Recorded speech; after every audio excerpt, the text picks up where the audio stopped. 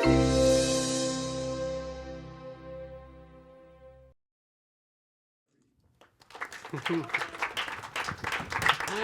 you.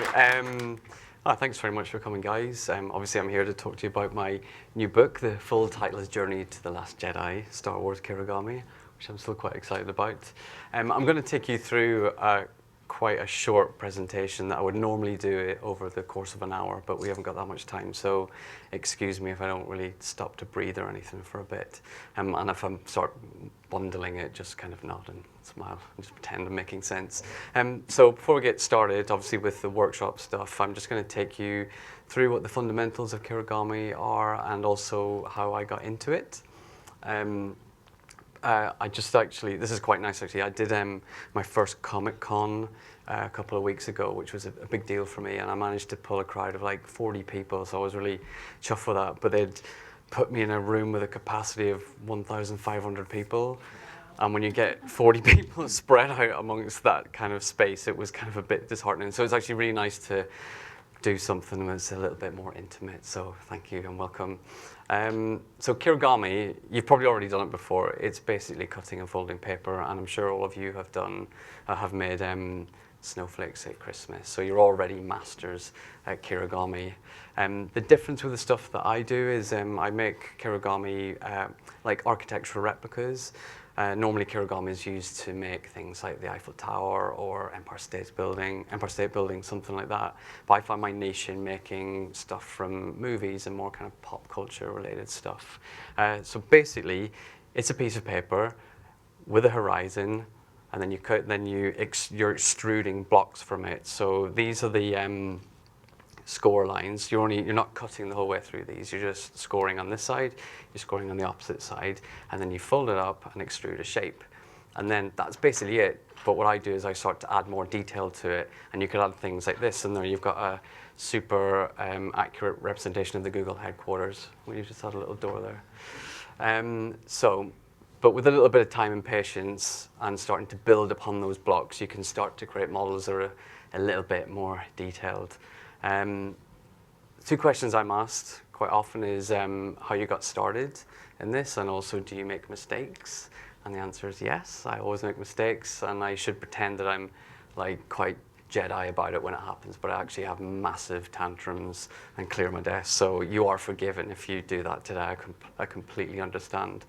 I started making Kirigami about 5 years ago. I'm a digital designer. I work on big platform builds at the moment, and I was a bit fed up. I was 7 years into my career, and I kind of wanted to get back and do the stuff that I used to as a kid. And as a kid, I used to make stuff all the time. My currency as a kid were egg carton boxes and toilet roll tubes. And basically, every time my mum would come home from doing the groceries, I'd immediately be decanting cornflakes into Tupperware boxes so that I could have that box and make a fortress probably for He-Man and Skeletor and all that kind of thing. So that's basically what I did. And even now as an adult, when I'm putting a toilet roll tube into the recycling bin, I'm going, oh, I could make a lightsaber out of that, really. But I don't do that, I don't do that anymore. But people do, you know, I do often think about where was the kind of turning point for me. What was it that really kicked this all off for me? And there's some people that I will be forever grateful to that introduced me to to the catalyst of this adventure for me. And it's these guys, this S Club 7, one of the greatest pop acts of all time. It'll make sense in a minute, bear with me. So I'm a huge fan of Frank Lloyd Wright. So you know who Frank Lloyd Wright is? An American architect. His major work is around the 1920s and 1930s. And basically, when I was in LA once, I pretended to be a multi-billionaire and rocked up to a Frank Lloyd Wright house, having convinced Christie's Real Estate that I was very wealthy and was about to buy one of his buildings. But that talk is for the extended version. In case you don't know Frank Lloyd Wright, you probably are quite aware of some of his work. He designed and built Falling Water, probably one of the most famous residential buildings of all time. Little fact is that he'd been blagging the whole time to his client that he had completed the designs for it over the course of a couple of years. And when they said that they wrote him a letter to say they were coming to come and review the plans, and he got the letter on the day that they were arriving. and he basically kicked everybody out of his studio and spent 30 minutes sketching it up, and then they arrived and he presented them, and a 15-minute sketch turned into the most famous building of all time. He also designed the Guggenheim in New York. So I went to see this Frank Lloyd Wright house, having blagged my way in. This is the Ennis House. It's part of his textile block series of buildings. Basically, it's like a big Lego kit. It was precast concrete blocks slotted on top of each other. Absolutely amazing. There was 4 of those in LA and around the areas, and around that area. And I've been obsessed with the building since I first laid eyes on it. It was really damaged by an earthquake in 1993, and his buildings don't weather that well. So he often used granite that he'd taken from the site and mixed it in with concrete, and that made it quite susceptible to weathering and made it quite weak. So the foundation that owned the building had basically run out of money, and the building itself was about to slide off the side of the hill. And they decided to put it on sale in order to raise the funds and save the building from being destroyed. And that's when I came in and was like, hello, I'm very rich. Can I come and see this building? I need to see it now. And it was it was an amazing moment for me, a life-changing moment, in fact. And walking around that space it was like an out-of-body experience for me. It was very spiritual. But at the same time, I'm walking around saying, oh, and how's the plumbing? And how's the electricity? I was trying to pretend that I really was going to buy it. So this house itself has a long history in Hollywood of being used for various locations. Some of you might recognize it from, that's really bad on a screen that big, might recognize it from Blade Runner, Deckard's apartment. You can see the original gates there and some of the interior shots. Most of the interior was actually a set piece, but some of the exterior shots. And also it was used in a 1959 Vincent Price film, House on Haunted Hill. And if you haven't seen this, you've got to watch this film. It's brilliant. It's proper like skeletons on strings and all that kind of thing. A proper old camp movie. Other films it's been used in are like Beverly Hills Cop, The Rocketeer, The Day of the Locust, and this is the TV show within the TV show of Twin Peaks. It was the set within that as well.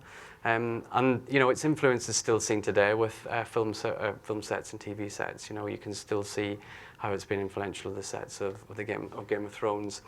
But the music connoisseurs amongst you will know that S Club 7 filmed their 2001 smash hit, Have You Ever Loved and Lost Somebody, at the Ennis House. And that was the first time that I saw that building and was completely obsessed with it and found out as much as I could about it. So that ended up being quite a game-changing, life-changing moment. There's me doing my best S Club 7 impression at the house. So when I came home from LA, having seen the building, I wanted to make a memento to commemorate the experience. And I knew that I wasn't going to make something out of toilet roll tubes, and I didn't want to make something digital as well, because I'd kind of had enough of just working in digital formats, and I wanted to rediscover the joy of making stuff again. And I came across the art form of Kirigami. And this was the very first one that I made.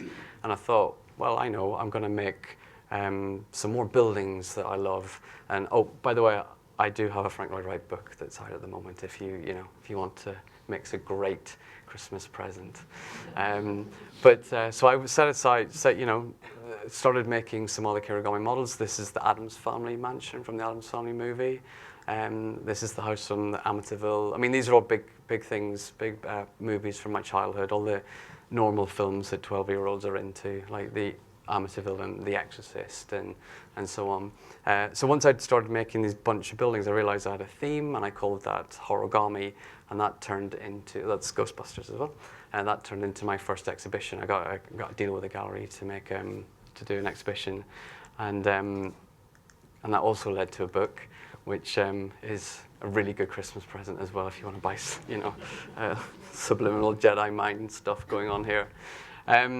So naturally, for me, I've always been obsessed with Star Wars, so I was always going to start making stuff. But because the exhibition had done so well and I had a really positive reaction from the media for it, I began to think, well, maybe I could do this officially. Maybe I could really do something with Lucasfilm. And I basically did what it says not to do on the Lucasfilm website, which is don't send any unsolicited material. But I did it anyway. And a couple of weeks down the line, I got a phone call from the global head of marketing who was interested to do something with me. And these are some, so that's obviously Leia and R2, and then you've got a close-up of the Millennium Falcon. Try saying that with a dry mouth. And then I find a couple of years after that, I've been continually talking to them, and then I find myself on the set of The Force Awakens, trying to not get in the way, and then accidentally bumping into J.J. Abrams, kind of maybe on purpose, like, oh, sorry. But he was really nice, and he started chatting to me, and he was like, oh, who are you here with, and what do you do? And I'm like, well, as it happens, I have my iPad with me, and I'm going to show you some. Well, he did. I wasn't that annoying.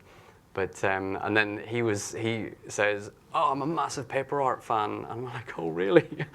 And then he basically frog marched me across the set of Starkiller Base over to Kathleen Kennedy to interrupt her, to say, you've got to look at this guy's work. It's amazing. And I'm there like, like this. So it was the only time I've ever had a business card in my pocket. And I took out this business card that was all tattered and dog-eared, and I'm handing this, I'm a professional paper artist, and here's my business card. It was really embarrassing, but anyway, somehow that card made its way down the ranks, and I ended up working with Lucasfilm on this new book. And these are some other pictures. So I did do an exhibition of Star Wars Kirigami, but I did that without them because I wanted to kind of push ahead with it, and obviously I didn't call it Star Wars Kirigami. It was called Cutscene, and Kirigami inspired by that space battle movie. I did it very carefully, and I think they appreciated that. And when they did call me, I was like, I'm sorry, I'm not breaking any laws, am I? And they were like, no, we do. We want to work with you. And that's how the book came around. A piece like this is the carbonite freezing chamber. That took 2 years to get that one right. And then, of course, as I said, this led to this book. So for me, this kind of whole adventure with Kirigami has been a bit more than just, creating these books. It's about getting people to start making stuff again.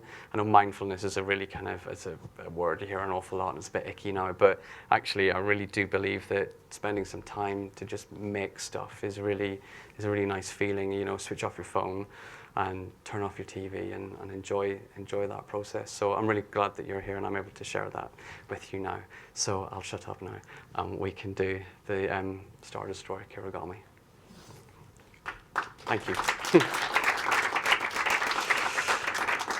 So basically, it's really straightforward. The black lines you cut, the blue lines you score on the back, and the red lines you score on the front. So I think you've all practiced just cutting through the paper. You know how much pressure you need to use now?